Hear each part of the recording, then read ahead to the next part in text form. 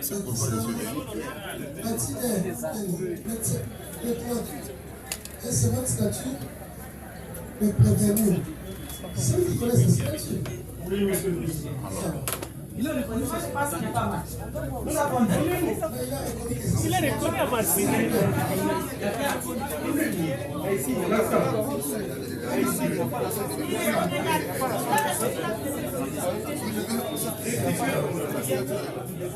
Lui-même a reconnu avoir signé. Il n'y a pas de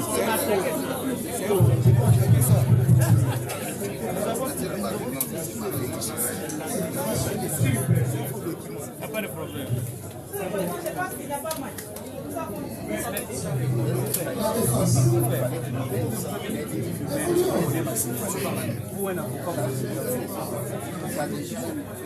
Monsieur le Président, nous nous demandons si nous sommes devant combien d'actes. Nous avons un acte en électronique dans le téléphone du ministère public, non déposé dans le tribunal. Monsieur le Président, voilà. Monsieur le Président, est-ce qu'il peut revenir? Est-ce que c'est votre choix?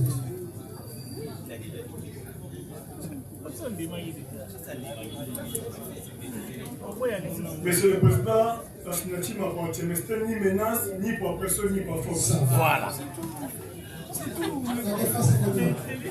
Monsieur le Président, nous avons réagi pour vous dire que le client est coopératif. La pièce déposée par le ministère public, soumise au débat avec carte de visite, est un document autre que les documents qui avaient été signés en bonne et due forme dans un climat de paix entre la famille de Platini et le médecin. Monsieur le Président, nous insistons, il a été dit beaucoup de choses autour de cette carte de visite. Considérez que c'est un montage qui ne nous engage pas. Nous vous remercions. Monsieur le Président, nous avons fait connaître au tribunal une version de jurisprudence qui parle d'une extorsion des signatures. Une jurisprudence parlant de l'extorsion de la signature. Monsieur le Président, ce sont les dispositions de l'article 84 du Code pénal ordinaire. Voilà cette jurisprudence de nos seigneurs. La prévention d'extorsion n'est pas fondée lorsqu'on n'est pas établi que l'auteur s'est fait remettre des effets mobiliers à la suite de quelques violences ou menaces qu'il aurait exercé. Voilà. Vous avez constaté que la question du droit pénal, elle est vraiment rigoureuse. Le ministère public, lorsqu'il instruisait, n'est-ce pas, à son office, a pris quand même les luttes d'instruire sur la prévention d'extorsion des signatures. Alors que la législation en la matière les dit très clairement. Et vous l'avez également constaté que notre client a été entouré du prévenu voleur ainsi que de sa famille. Il y avait même d'autres malades qui étaient, parce que quand vous compilez les pièces, le PV déposé par mon client au niveau de l'auditorat, il a même affirmé qu'il y avait même eu des malades. Mon client. Bon, je n'ai pas ça en tête, mais je sais que parce que je l'ai assisté à l'auditorat, à l'audition, je l'ai assisté dans toutes ces audiences. Il affirma qu'à son office, il y avait même des malades. Et même le capitaine SC3 était là. Alors, lorsque le ministère public, légèrement, donc avec toute légèreté, s'est permis, n'est-ce pas, de détruire. Bon, nous, c'est permet, n'est-ce pas, de détruire à la question liée à l'extorsion de la signature. Alors que c'était une question de la vie. C'est une question, n'est-ce pas, qui est liée, n'est-ce pas, à la vie et à la liberté des personnes. Donc nous trouvons que cette question-là, le ministère public n'a pas donné vraiment une distance de carte assez. Ensuite, monsieur le président, votre honneur, nous avons encore la parole. Je voulais faire observer à l'auguste tribunal que lorsque mon client a parlé de l'appel téléphonique qu'il a reçu, comme quoi son cousin a vu passer une type de service de task force auquel œuvre, n'est-ce pas, mon client. Ce n'était pas la Jeep du commandement où se trouvait le patrouilleur. Ce n'était pas cette Jeep-là. C'était notre Jeep. Hein? Lui, il a quand même vu une Jeep donc, de task force, alors que ce n'était pas la Jeep des patrouilleurs. Mais lorsqu'il appela les patrouilleurs, donc lorsque son cousin appela les patrouilleurs, le ministère public a sauvé croire que non, c'était la Jeep que le cousin à notre client avait vu. C'était pas ça. Parce qu'à cette époque-là, comme l'a bien dit le capitaine Zababou, il se trouvait au niveau de la gare centrale. Hein? Mais la Jeep que le cousin à notre client avait vu, c'était pas la Jeep du patrouille, c'était une autre Jeep. Parce qu'ils sont nombreux. Ils sont nombreux. Voilà une observation que je voulais quand même faire au second tribunal pour ne pas qu'il y ait confusion catastrophique. Je laisse la parole. Merci beaucoup, Monsieur le Président. Monsieur le Président, ici je tiens à rappeler le ministère public par rapport à la doctrine du professeur Ignabio. Monsieur le traité des droits pénals, Monsieur le Président. Le professeur Ignabio, sur sa plume et du bois, le ministère public est le garant des libertés individuelles. Et il a la charge d'instruire à charge et à décharge, Monsieur le Président. On a beau entendu tout ce que le ministère public a pu imputer à notre client, Monsieur le Président. Ma question est celle de savoir, est-ce que le ministère public est au courant que la partie civile avait frauduleusement soustrait le téléphone de Madame Rébou? Est-ce pour autant qu'il doit subir ce qu'il a subi? Est-ce pour autant parce qu'il était soupçonné d'avoir volé? C'est pour cela qu'il devait subir ce qu'il a subi? Non, on ne cautionne pas le fait fonctionnel. On ne le cautionne pas, Monsieur le Président. On voulait tout simplement vous dire que notre client avait reçu l'appel des détresses. C'est le militaire dans votre... C'était déjà dit. C'est comme ça que je voulais que le ministère public réponde à cette question-là, parce que c'est ça même la jeunesse de l'affaire.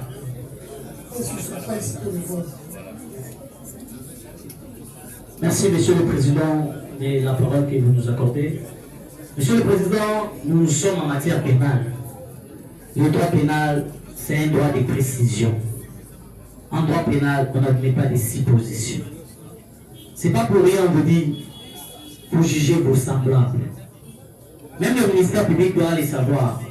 Lorsqu'il instruit un dossier, il instruit un dossier de l'un de ses semblables. Monsieur le Président, avant que vous puissiez poser des questions au ministère public, mes questions que vous allez poser au ministère public, j'ai quand même quelques observations. Monsieur le Président, à l'audience passée, la partie civile, les voleurs, vous leur avez posé la question de savoir s'il reconnaît tous les prévenus. Il avait répondu par l'affirmation. Et vous leur avez posé la question de savoir, parmi tous ces prévenus, qui lui avait frappé. Il a répondu encore par l'affirmation que tous les prévenus lui avaient frappé. Mais en voyant la décision de renvoi du ministère public, par rapport à notre client, messieurs, le prévenu Kazadi Poutou Christian, il est poursuivi pour des préventions dont il n'y a même pas torture. Monsieur le Président, c'est ça l'observation, Monsieur le Président. L'audience est médiatisée. Lorsque la partie civile... Non, je parle au tribunal. J'ai une observation que j'ai eu... en une action de réparation des dommages et pour postuler pour les dommages et intérêts. La partie instruction pénale, poursuite et l'apanage et l'exclusivité de l'organe de la loi. Monsieur le Président, ce qui veut sans dire que dans ce procès... On n'accorde pas la parole à la partie. Non. Voilà le procès. Attendez. Elle est face à poser des questions. Alors qu'elle fait asseoir la culpabilité, fait des réparations.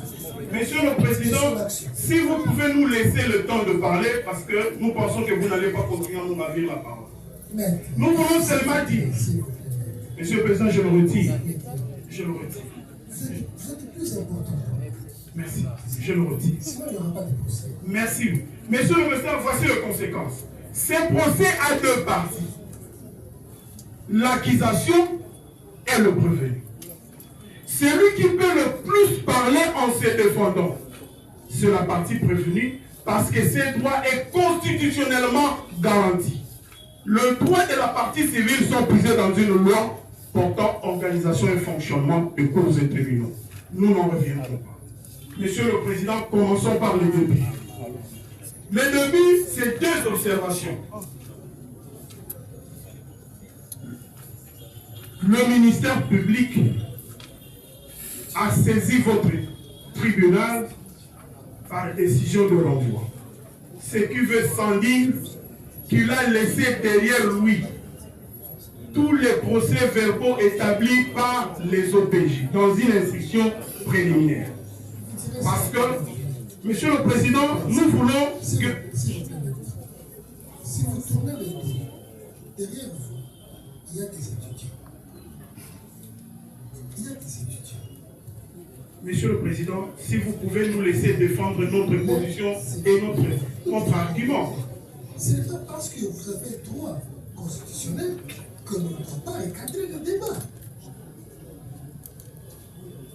C'est un dossier qui est complet, y compris les procès-verbaux de l'OPJ. Monsieur le Président, laissez-nous arriver parce que vous nous amenez sous d'autres cieux. Nous ne sommes pas là où vous allez. Monsieur le Président, nous voulions dire que vous n'êtes pas cité par traduction directe. Le ministère public et le tribunal en instruisant a donné lecture des procès-verbaux des OPJ, ce qui est une bonne chose. Le fait tel qu'étayé par ces pièces de renseignement sont tout à fait opposés par le fait tel qu'instruit par le ministère public dans le procès verbal établi dans son office. C'était notre observation. C'est-à-dire, nous sommes devant deux faits, deux versions de faits. La version de fait que vous avez donné lecture dans le procès verbal établi par l'officier de police judiciaire et le procès verbal d'instruction du ministère public. C'est ce qu'on a dit. Monsieur le Président, c'était une première observation. Et lorsque notre client comparait, les questions lui ont été posées par rapport aux deux procès-verbaux, par rapport à ces deux versions des faits. Nous savons que prochainement, la partie civile ne va pas compléter les réponses de nos clients. Nous voulons les compléter maintenant. Dans cette première version des faits, il est dit que... Monsieur le Président, nous sommes en train de résumer la lecture que le tribunal nous a donnée des procès-verbaux établis par les officiers de police judiciaire. Monsieur le Président, je sais que la Cour est très sage et la Cour peut nous perturber lorsqu'il intervient en nous coupant les idées. Merci, monsieur le Président. Ces procès-verbaux disent que notre client aurait incité le militaire. Vous avez le nom de ceux qui sont en détention et ceux qui sont en fuite. En changeant leur parcours ou leur itinéraire. C'est ce qui est dit. Et ce comportement dans le CPV est qualifié d'incitation des militaires à commettre des actes. Ici, nous soulignons en rouge aux actes, au devoir et à la discipline. Voici notre difficulté. Ces actes de discipline et de devoir ne sont pas épinglés par le ministère public, ni dans son instruction, dans son office, moins encore dans sa décision de rang. Mais pour le ministère public, c'est que nous avons compris. Il va nous répondre quels sont ces actes qu'il qualifie de violations de devoirs et à la discipline militaire, d'incitation, qu'il nous les spécifie pour notre défense. Monsieur le Président, mais lorsque nous instruisons, parce que nous avons compris que nous avons instruit de façon mélangée les deux préventions, il dit, cela a conduit à l'arrestation d'un présumé voleur civil de son État et de sa torture. Est-ce ces actes de violation? C'est ces actes de torture ou encore l'arrestation de ces derniers? Première préoccupation, c'est une question et si le ministère public peut nous édifier.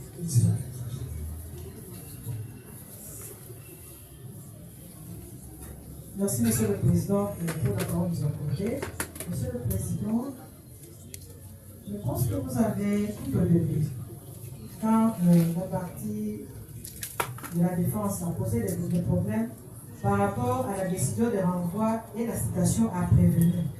Je pense que votre tribunal avait déjà donné une suite quant à ça.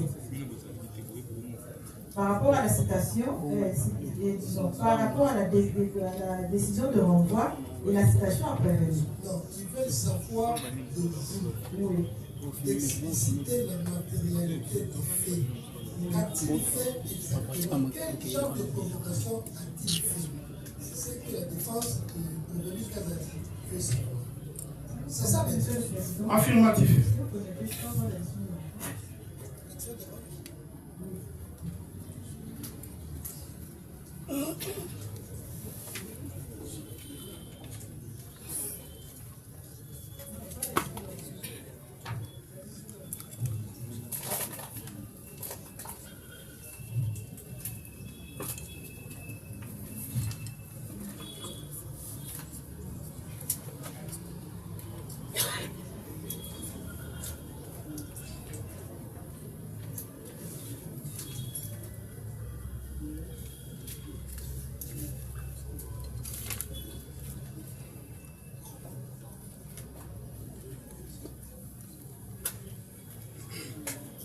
Monsieur le Président, le prévenu Kazadi est poursuivi pour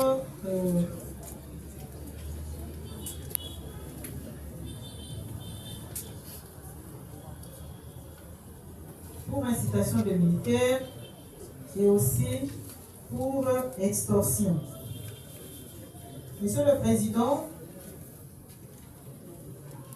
les actes posés par le prévenu Kazadi sont bien explicités, Monsieur le Président, dans la décision de renvoi.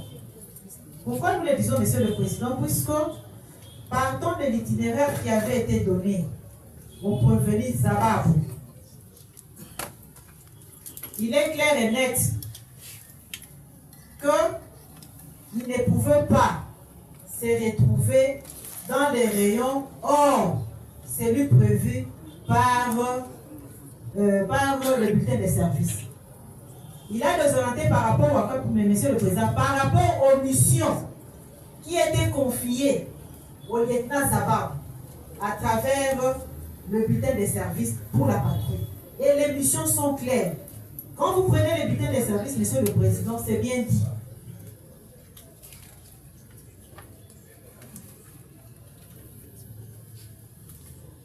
D'abord, par rapport aux consignes, on dit non à la tracasserie, interpeller tout suspect courtoisie.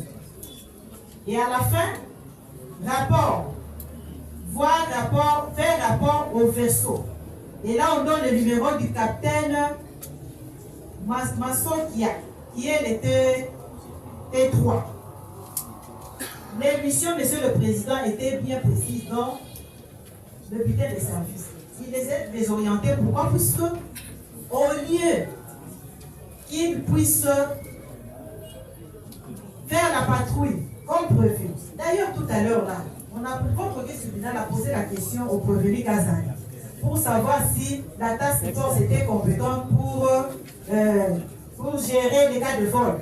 Tantôt, il vous a dit oui, après, il vous a dit non. Il vous a dit, Monsieur le Président, les missions étaient bien précises, Monsieur le Président. Il a d'abord commencé par désorienter les sous-lieutenants à barbe avec son équipe de patrouille en changeant même l'itinéraire repris dans le bulletin de service, Monsieur le Président.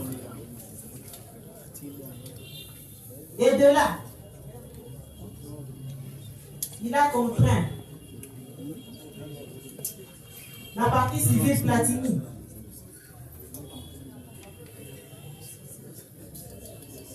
dans son cabinet de travail pour monter une vidéo le faisant passer aux aveux. Il ne s'est pas arrêté là, Monsieur le Président. L'acte de reconnaissance qu'il a fait signer, est-ce qu'en tant que médecin, il devait faire cela, Monsieur le Président? Nous disons non. Il a fait puisqu'il devait préserver ses intérêts.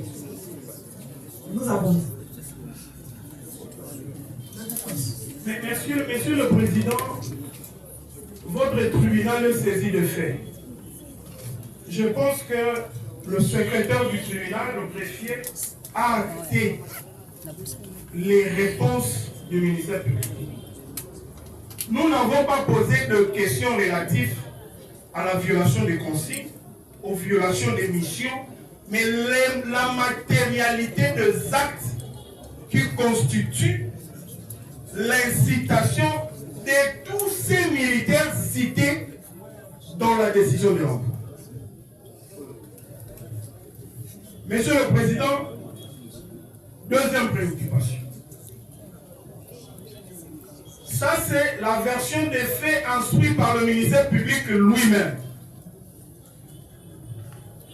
Notre client, le médecin, sous-lieutenant d'armée, a déposé devant lui en confirmant avoir reçu l'appel d'un de ses cousins bien nommé dans la décision de l'envoi, mais curieusement que le ministère public n'a pas invité à déposer devant lui.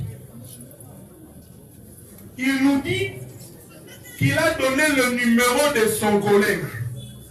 Cette version a été confirmée par les autres prévenus que nous assistons. À son cousin. Et ce dernier a évolué, il ne sait pas qu'est-ce qu'ils ont fait toute la nuit. Parce qu'emporté par les sommeils. Voici notre question. Le ministère public se fonde sur cette version de fait, consignée dans son procès verbal, où il veut puiser les éléments en dehors de faits pour lesquels il a été saisi. Est-ce qu'il confirme cette version? Le tribunal nous a apprêté à notre client médecin qu'il les a mis en contact. Mais nous avons dit, notre client n'a pas dit qu'il les a mis en contact. Il a donné le numéro de son collègue à son cousin, sans obligation d'appeler. Il pouvait ou ne pas appeler. Voilà là où nous disons que le mot prêté par le tribunal n'est pas notre terme, n'est pas notre vocabulaire et nous le rejetons. Nous revenons sur le verbe utilisé par le médecin dans le français médical. Il a donné le numéro à son cousin. C'est cet acte-là d'avoir donné le numéro de téléphone de son collègue à son cousin que pour le ministère public constitue l'infraction d'incitation de militaire. Merci. C'est pour préparer la défense.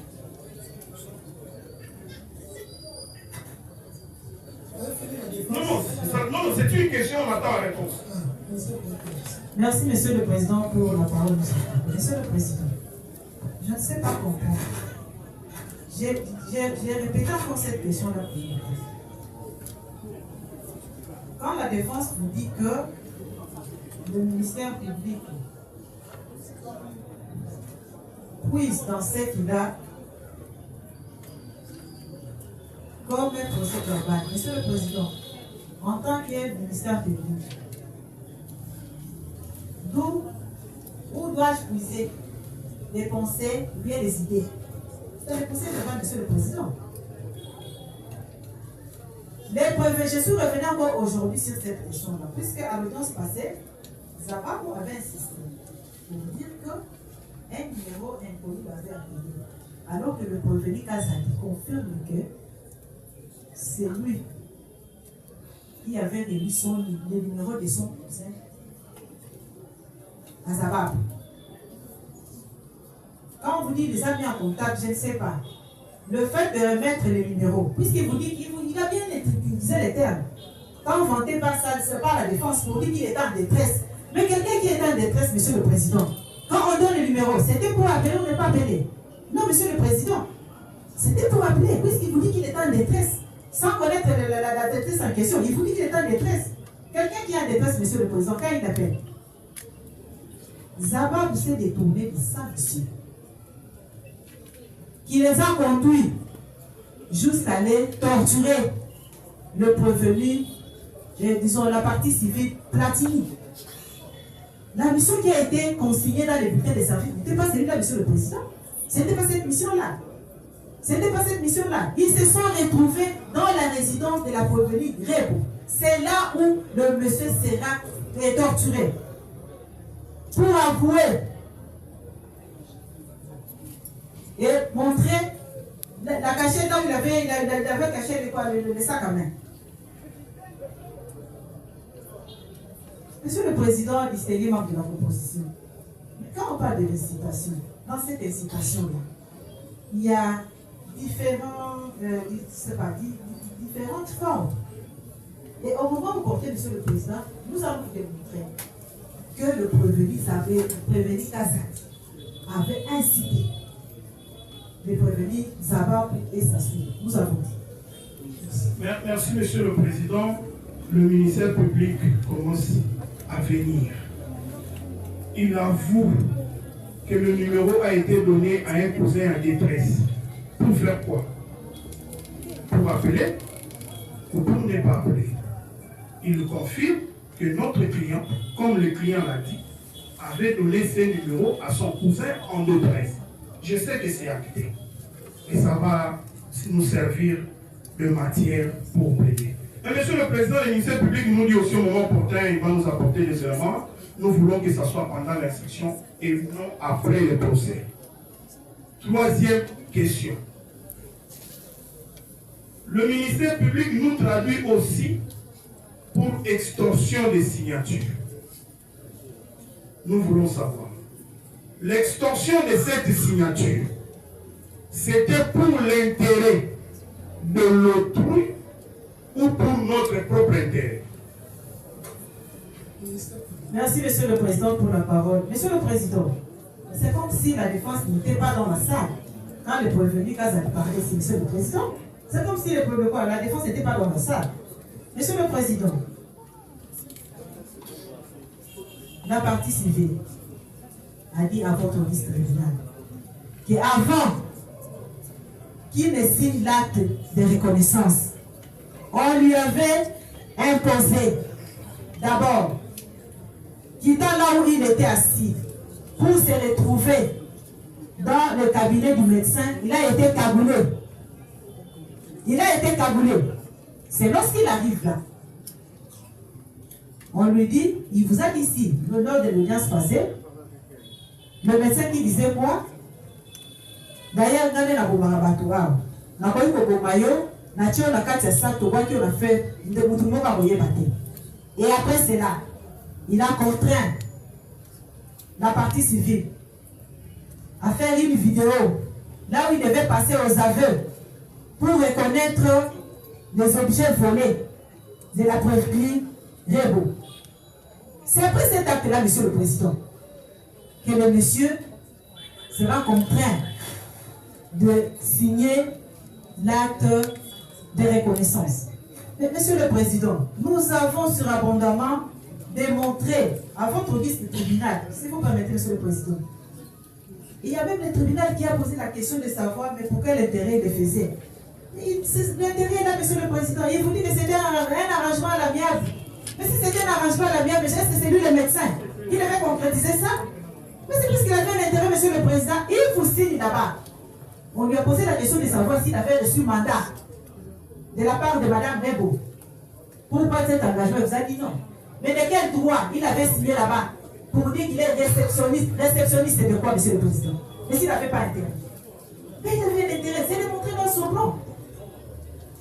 C'est de montrer dans son plan. Quel intérêt il avait de donner sa carte de visite à Platini? Monsieur le Président, n'est-ce pas pour, disons, rassurer, ou bien assurer le paiement, Monsieur le Président? Il a posé son nom, sa carte est là, et le numéro de téléphone. Il avait remis ça à la famille au grand frère de M. Platini, pourquoi, Monsieur le Président? N'est-ce pas pour coordonner, au moment opportun pour venir verser l'argent? Mais il avait un intérêt, Monsieur le Président. Il vous signe là-bas, réceptionniste. Il met son nom ici. Nous avons dit, Monsieur le Président. Merci, Monsieur le Président. Merci, Monsieur le Président. Le ministère public que nous respectons beaucoup, nous connaissons les capacités intellectuelles que nous louons d'ailleurs, qui aujourd'hui, au sein des forces et dans la justice militaire, a imposé ses marques et devenu une école. Aujourd'hui, nous ne le reconnaissons pas. Nous voulons seulement savoir si c'était pour autrui ou pour soi. Le ministère public nous a dit que c'était pour autrui. Nous voulons que cela soit acté, que c'était pour autrui. Et autrui ici, il a donné le nom lui-même, que nous n'avons pas cité, que nous n'allons pas aussi citer. Monsieur le Président, nous voulons revenir sur les documents. Est-ce que le ministère public a vu 3 signatures dans ces documents? Et de ces 3 personnes, combien ont comparé les déclarations de violence qui ne se retrouvent pas dans l'acte de renvoi? Nous devons considérer la déposition de la partie civile comme un acte de renvoi additif où on parle de Kaboul, de menaces avec seringue et de menaces de mort. Est-ce que le ministère public peut nous dire, les témoins là, il était témoin des faits de la conception de l'acte ou de l'arrangement entre les parties? Là, c'est notre première brèche, première manche de questions. Deuxième manche de questions. Est-ce le ministère public qui lit la marque réceptionniste,